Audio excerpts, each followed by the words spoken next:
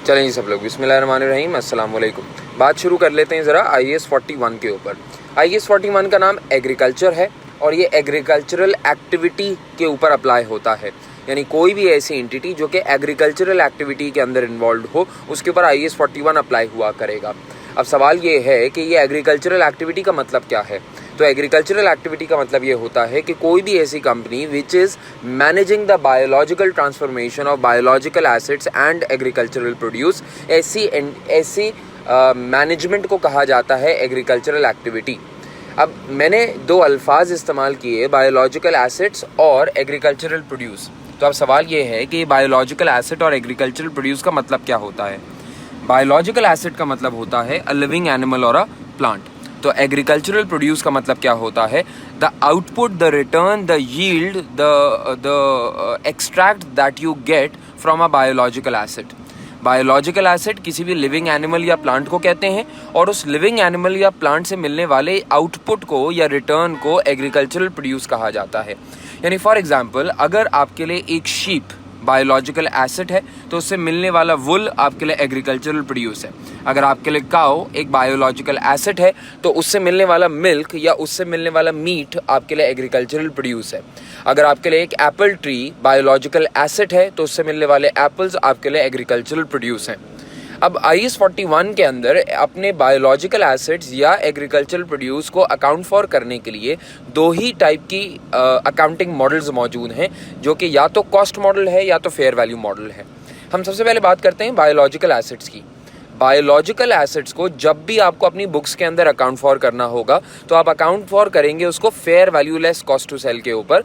अगर fair value less cost to sell किसी biological asset की ना अवेलेबल हो तो फिर आप उसको अकाउंट फॉर करेंगे कॉस्ट के ऊपर।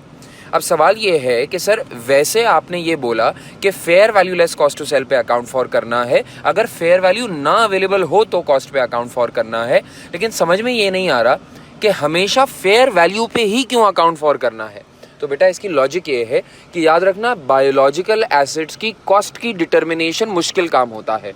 और दूसरी बात ये है कि अगर आप किसी बायोलॉजिकल एसिड की कॉस्ट डिटर्मिन कर भी लें तो शायद वो उतनी faithful representation of biological acids value नहीं होती जितनी कि होनी चाहिए। इसकी मिसाल आप ऐसे ले लें कि मिसाल के तौर पे एक कंपनी के पास उसके फार्म्स के ऊपर एक काऊ है, उस काऊ से एक बेबी काऊ जन्म ले ली, यानी फॉर एग्जाम्पल एक कब आपके पास आ गया। तो लेट अस सपोज आपके पास एक बेबी काऊ का जन्म हुआ, यानी एक न्यूली बॉर्न काऊ का जन्म हुआ। अब आप ज़रा लॉजिकली सोचिए, ये न्यूली बॉर्न काऊ एक बायोलॉजिकल एसिड है, एक लिविंग एनिमल है, इसकी कॉस्ट क्या होगी।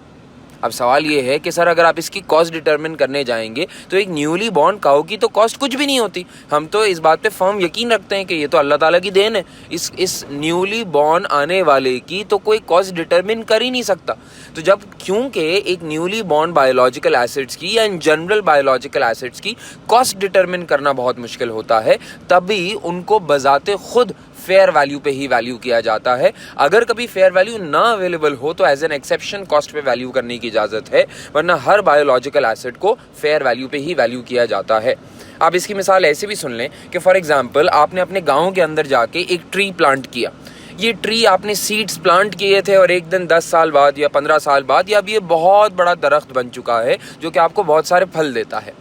तो अब एक लिविंग प्लांट एक बायोलॉजिकल एसिड है और ये 15 साल के अंदर धूप पानी हवा लग लग के ये बड़ा हो गया। अब अगर आप इसकी कॉस्ट डिटरमिन करने जाएं तो एक दरख्त की कॉस्ट क्या होगी, एक दरख्त की कॉस्ट क्या है। देखा जाए तो एक दरख्त की कोई भी टेंजिबल कॉस्ट तो होती ही नहीं है, वो तो सारी इंटेंजिबल कॉस्ट है। हम तो समझते हैं अल्लाह की देन है। तो अब क्योंकि कॉस्ट बजाते खुद बायोलॉजिकल एसिड्स पे इतनी एविडेंट होती नहीं है, और अगर हो भी जाए तो वो उस दरख्त की असल वैल्यू को फेथफुली रिप्रेजेंट नहीं कर रही होती, तभी रिक्वायरमेंट IAS 41 की ये है कि उसको फेयर वैल्यू पे वैल्यू किया जाए। अगर फेयर वैल्यू पे ना वैल्यू हो सके बायोलॉजिकल एसिड्स तो एज एन एक्सेप्शन उनको कॉस्ट पे वैल्यू कर दिया जाए।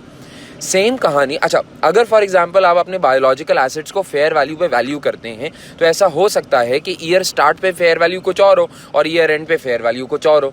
तो अब हो सकता है सर कोई फेयर वैल्यू गेन या लॉस आ रहा हो, तो फेयर वैल्यू गेन या लॉस का क्या करना है सर, वो P&L के अंदर लेके चले जाना है। यानी मैं इस तरीके से आप लोगों को हमेशा बोला करता था कि IAS 41 को याद रखें कि सब कुछ फेयर वैल्यू, सब कुछ P&L। आपने अपने बायोलॉजिकल एसिड को मार्केट वैल्यू पे रिकॉर्ड करना है और कोई भी मार्केट वैल्यू का उतार चढ़ाव हो रहा होगा, कोई भी गेन या लॉस आ रहा होगा, वो रिकॉर्ड हो जाएगा प्रॉफिट एंड लॉस के अकाउंट के अंदर जाके। यही ज़िंदगी का उसूल है। अच्छा, अब एक और चीज़ होती है जिसको कहते हैं एग्रीकल्चरल प्रोड्यूस। एग्रीकल्चरल प्रोड्यूस के मायने क्या थे? फॉर एग्जांपल, एक शीप से मिलने वाला वुल, एक काउ से मिलने वाला मिल्क, एक एप्पल ट्री से मिलने वाले एप्पल्स, एक मैंगो ट्री से मिलने वाले mangoes, and so on and so fourth. अब एग्रीकल्चरल प्रोड्यूस की जो मेजरमेंट है वो भी फेयर वैल्यू के ऊपर ही है। अगेन सारा सेम कॉन्सेप्ट है कि एग्रीकल्चरल प्रोड्यूस को भी फेयर वैल्यू पे वैल्यू करना चाहिए है। अगर वैल्यू ना अवेलेबल हो, फेयर वैल्यू ना अवेलेबल हो, अगर फेयर वैल्यू ना अवेलेबल हो तो आपको एग्रीकल्चरल प्रोड्यूस को फेयर वैल्यू पे, अगर एग्रीकल्चरल प्रोड्यूस ना की फेयर वैल्यू ना अवेलेबल हो तो उसको जाके कॉस्ट के ऊपर मेजर कर देना चाहिए। The concept remains the same. अच्छा, ये बात समझना बहुत ज़रूरी है कि एग्रीकल्चरल प्रोड्यूस तब तक IAS 41 के स्कोप में रहता है till the point of harvest.